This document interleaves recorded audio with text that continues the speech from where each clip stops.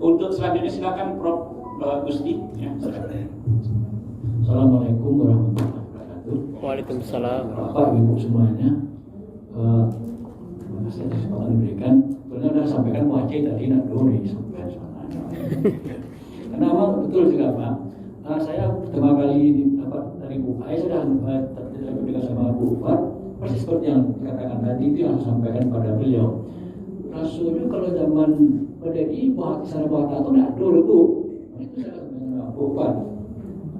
Karena memang benar seperti kata Bu Haji, jadi bumi hangus itu mau dilakukan oleh pemerintah kita segera sebelum PDI dibentuk di halaman itu. Jadi memang betul kata Bu Haji tadi. Dan saya pernah baca itu di haluan awal-awal tahun 50-an. Jadi bagaimana bumi hangusan Bukit Tinggi pada masa menjelang pendirian PDI di halaman itu dilukiskan. Mungkin haluan kalau kita cari lagi lah tahun 51, 52. Saya pernah baca itu, jadi betul-betul di bumi hanguskan semuanya.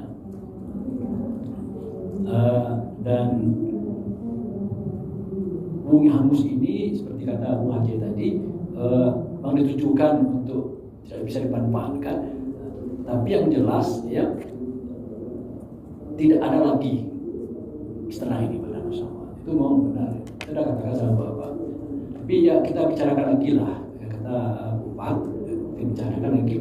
Dan saya telah coba cari lagi ada tak di Delper ya Bapak dari kita semua Delper NL itu saya coba searching karena koran-koran ya yang terbit tahun 49, 50 koran-koran Belanda setidaknya menginformasikan bagaimana kok bentuknya puing-puing atau apapun lah dari runtuhan Istana Bung Hatta atau Gedung Tamu Agung ini di Delper itu tidak temukan.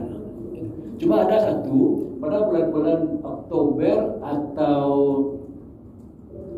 September atau Oktober tahun 49 itu ada berita dari Semarang Handelsblad kalau saya nggak salah itu membincangkan tentang adanya sebuah komisi, sebuah komisi yang mencoba inventarisasi kalau saya nggak salah judulnya bangunan-bangunan yang dulunya milik Indonesia yang kemudian dipakai oleh orang Belanda atau bangunan-bangunan yang tidak dipakai oleh orang Belanda pada masa selama Belanda menduduki Bukit Tinggi pada era pasca agresi militer yang kedua. Itu ada. Jadi ada selamanya cuma dibilangnya sebuah komisi. Ini sebuah komisi yang mendata bangunan-bangunan yang dulunya milik pemerintah Indonesia dan yang dipakai dan tidak dipakai. Itu. Tapi tidak disebutkan dan mengatakan itu ada komisinya itu. Jadi ada subkomisi yang mencatat bangunan-bangunan yang dimiliki oleh pemerintah Indonesia dulunya yang dipakai dan tidak dipakai. Itu aja. Itu satu yang saya lihat. Satu lagi sebuah komisi, masih komisi itu juga yang melaporkan pertemuan ya dari orang-orang Belanda sipil dan militer berkenaan dengan kemungkinan diadakannya pertemuan dengan orang-orang dari Indonesia. Tapi ini betul saya nggak bisa dapat karena separuh kemungkinan pertemuan dengan orang-orang yang memiliki mungkin masuk orang Cina juga ini ya, yang memiliki yang masih tinggal di Bukit Tinggi yang bisa membantu memberikan informasi tentang ini untuk menghadiri melakukan pembakaran dan pembumihangusan tadi. Tapi ini mungkin saya nggak karena ini agak tujuannya dan Cina yang diminta penempatnya dimasukkan di sini. Cuma dua itu informasi itu di Semarang Handelsblad saya lupa tandanya. Nah kiranya kan saya lihat wah kerap kira lupa mau kan dia kalau kita ambil di dalam itu kan dia tulisan lupa mau kopi tadi cari lihat dari sosok boleh. Tapi saya cari aja nanti mungkin ya asisten resident warning T Bukit Tinggi, asisten resident warning T Bukit Tinggi kalau saya salah. Itu cuma informasi Pak Bu yang berkenaan dengan Istana Bung Hatta yang sekarang ini pada masa PDI. Jadi hampir tidak ada lagi, tidak ada satu pun. Nah, kemudian yang tahun 51 di Haluan tadi itu kan laporan atau cerita dari wartawan Haluan tadi mengenai pembumi hangusan Bukit Tinggi. Itu terus orang-orang Cina, orang yang mengungsi pada keluar semua itu diberitakan juga dan cukup panjang dalam Haluan tadi. Itu saya meneliti waktu meneliti Indonesia yang keulang jurnalisme saya dapat dengan bahannya itu. Jadi saya ingat coba dari cerita lama itu tadi, nah, itu saya temukan cerita lama dikenal dengan Istana Muhatta yang sekarang. Tidak ada informasi lain karena memang gedung itu tidak ada lagi. Bisa menarik juga informasi Pak Maji tadi secara rumah nanti Istana Muhatta ini mungkin menarik untuk dikaji lah ya. Memang ini ada dilanjuti ya sejak awal pendiriannya dan memang untuk informasi ini cukup banyak mungkin ya bahwa dari beberapa buku yang berkaitan dengan kunjungan traveler saya punya beberapa buah di antara saya pernah di Istana Muhatta itu tahun lalu itu 2018 apa ya saya kan meneliti tentang objek wisata di Bukit Tinggi termasuk yang hampir selalu disebut oleh para traveler yang berkunjung ke Bukit Tinggi mengenai asisten presiden warning ini atau rumah asisten presiden ini atau rumah asisten presiden itu. Karena umumnya presiden itu baik kali kalau ada orang-orang tamu-tamu dari luar negeri datang pada masa itu ke Tinggi kalau lapor kepada presiden atau asisten presiden itu dibawa singgah ke rumah itu. Mereka menggambarkan ya termasuk foto yang tampilan Muhaji itu saya ada mengcrop sambil dari buku saya bisa crop itu ada saya punya foto-fotonya tentang itu. Dan kalau foto-foto zaman Belandanya cukup banyak bagi kita gambarnya Pak. Dan zaman Jepang pun sebetulnya masih ada informasi bahwa itu diduga tempat tentara komandan militer Belanda di sana. Komandan militer Jepang. Jepang di sana. Pusat Jepang di Sumatera kan Sumatera. Ya. Jadi sebetulnya sudah sampaikan kepada Bu Fat tentang ini ya dan informasi tentang puing-puing kehancurannya itu yang ada hanya pada Haluan tahun 51 atau 2022 tadi. Itu memang digambarkan cukup bagus ya setelah kembalilah utuh lagi diceritakan bagaimana keadaan tokoh-tokoh sejarah berkisah mengenai keadaan Bukit Tinggi pada masa perang kemerdekaan itu. Jadi memang tidak ada lagi informasi, tidak ada keterangan apalagi peran istana ini pada masa PDI dan orang-orang atau tokoh-tokoh PDI kan ada di Bukit Tinggi lagi.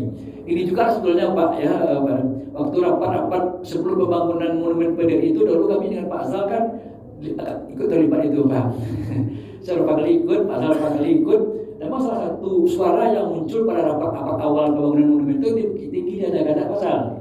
Jadi saya dengan Pak Azal maksudnya tidak setuju sekali itu karena Bukit Tinggi tidak punya peran apa-apa dalam masa PDI kata kami. Kecuali kata PDI hanya beberapa saat sebelum mereka pergi. Embrio memang itu. Tapi memang tentu kuat kali suaranya dulu tuh Pak. Ya misalnya Bukit Tinggi dibangun. Mungkin waktu itu keinginannya barangkali dalam konteks untuk objek wisata atau apa mungkin lebih cocok di sana dan nilai gunanya pasti lebih tinggi di Bukit Tinggi daripada kami mengusulkan di Bidang Alam dan Azhar atau dasarnya di Padang Panjang Pak mengusulkan. Jadi Pak dulu Bukit Tinggi, Padang Panjang, Bidang Alam Turis juga ada dan di Seliki atau di Ketinggi ini. Assalamualaikum warahmatullahi wabarakatuh.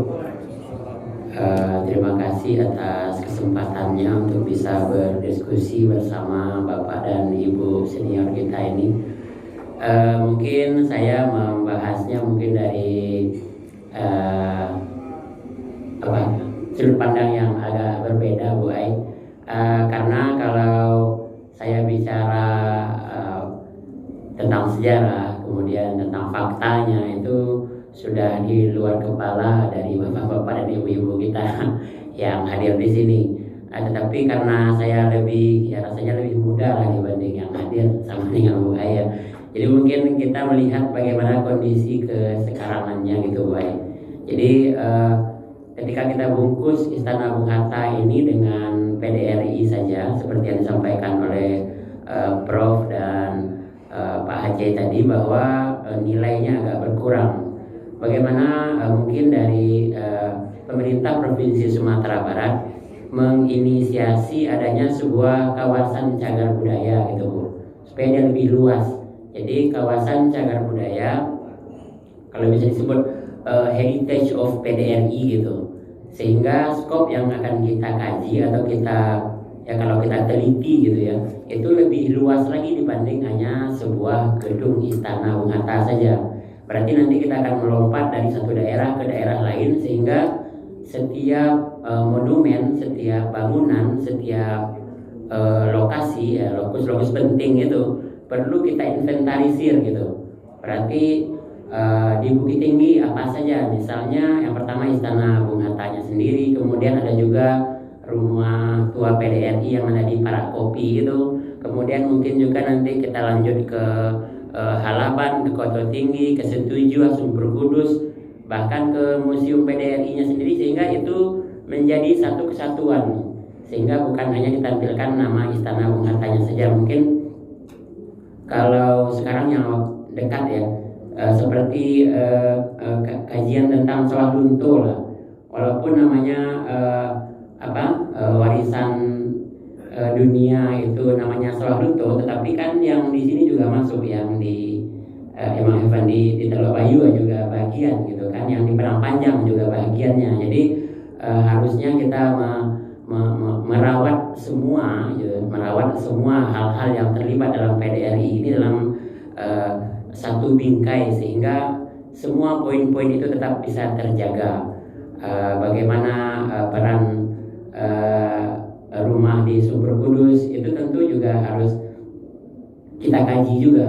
Mungkin salah satu hal yang bisa menguatkan itu buku kan, sehingga mungkin dilanjutkan oleh bapak-bapak yang lebih bidangnya gitu ya, sehingga muncul sebuah buku yang, nah ini loh power dari PDRI itu bukan hanya satu tempat gitu. Power PDRI itu ada di seluruh wilayah Sumatera Barat, sehingga pemerintah Provinsi Sumatera Barat tentu memiliki andil untuk bisa menjaganya.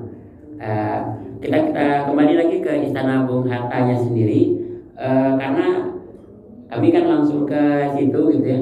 Istana Bung Hatta ini mungkin sekarang kondisinya berbeda dengan istana lain ya, karena kalau yang lain itu kan steril yang nggak bisa dimasuki, dan ini bisa dimasuki, namun secara pengelolaan itu kan pemerintah provinsi gitu. Sebenarnya rasanya provinsi lebih bisa untuk menatanya lagi, karena kalau kami ke dalam, kita masuk itu gambaran sejarah Bung Hattanya itu ya agak sedih ya, agak sedih lah gitu, karena ditampilkan dalam bingkai-bingkai dengan kertas fotokopi gitu Bu. Jadi rasanya kita sedih juga. Nah, Istana Bung Hatta kenapa ada kertas fotokopian ini di Bung Hatta waktu kecil, Bung Hatta pergi ke rumah neneknya di Batu Hampa, tapi itu tuh harusnya lebih bertenaga kalau kita berwarna gitu kan. Apalagi kalau pemerintah provinsi mampu menampilkan itu sebuah bangunan yang kesejarahannya bisa teatrikal, bisa ditonton gitu. Jadi mungkin itu hal yang menarik ketika kita menampilkan peran sebuah istana itu, tapi ya jangan yang kertas fotokopian gitu. Itu. Kemudian lanjutannya mungkin karena kami sudah juga ke lokasi gitu ya, karena juga pernah ada kegiatan di sana. Hal yang juga menjadi pertanyaan bagi kami itu hubungannya gitu. Itu kan aset Pemprov dengan Pemprov itu dengan The Hill itu dia sejalan gitu dengan Novotel ya. Novotel itu orangnya bisa akses gitu, sehingga apakah memang ada jalurnya atau bagaimana gitu. Jadi mungkin penataan, kemudian perhatian kita secara maksimal ke bangunannya sendiri itu perlu ditingkatkan mungkin. Kemudian ditambah lagi dengan ini, kami pernah juga menampilkannya rumah ini gedung istana ini, ternyata pernah juga jalan akses masuk ke lubang Japang gitu. Dan ternyata di tanggapan para penontonnya, ternyata memang pernah ada orang masuk dari sisi belakang ya, sisi belakang Istana Bung Hatta, kemudian ternyata memang ada pintunya untuk bisa akses ke Lubang Japang. Jadi mungkin ini sebuah daya tarik juga bagi kita semua, mungkin juga pada siswa-siswi kami yang murid-murid dari sekolah, ketika kita menampilkan ini secara lebih komprehensif dan jangan hanya menampilkan Istana Bung Hatta secara parsial saja. Bagaimana peran provinsi mungkin itu Pak untuk bisa menampilkan seluruh bahagian-bahagian penting dari PDRI ini dalam satu bingkai, sehingga kita memahami peran-peran penting dari semua semua bahagian yang terlibat di PDRI. Tetapi dalam perkembangan sekarang mungkin selain kita juga membahasnya dalam sebuah buku, mungkin juga Pemprov menampilkan dalam film lah. Karena dunia sekarang memang ke anak muda kita tampilkan buku Pak Mestika dan tim ini setebal ini untuk memahami PDRI ini agak terlalu berat bagi anak sekolah gitu. Karena kan yang menjadi estafetnya bagaimana kita bisa memberikan pengetahuan ini tentu dengan cara mereka. Jadi kehidupan generasi muda, bagaimana mungkin PDRI diolah dan ditampilkan lagi dalam sebuah film yang mungkin tidak perlu panjang ya, tapi itu bisa memancing generasi muda untuk lebih aktif lagi dan memahami lagi bagaimana sejarah bangsanya. Mungkin itu saja Bu Ai dan Pak Nok, terima kasih atas waktu dan kesempatannya. Assalamualaikum warahmatullahi wabarakatuh. Warahmatullahi wabarakatuh. Tadi saya dibisikkan ya, memang harus ada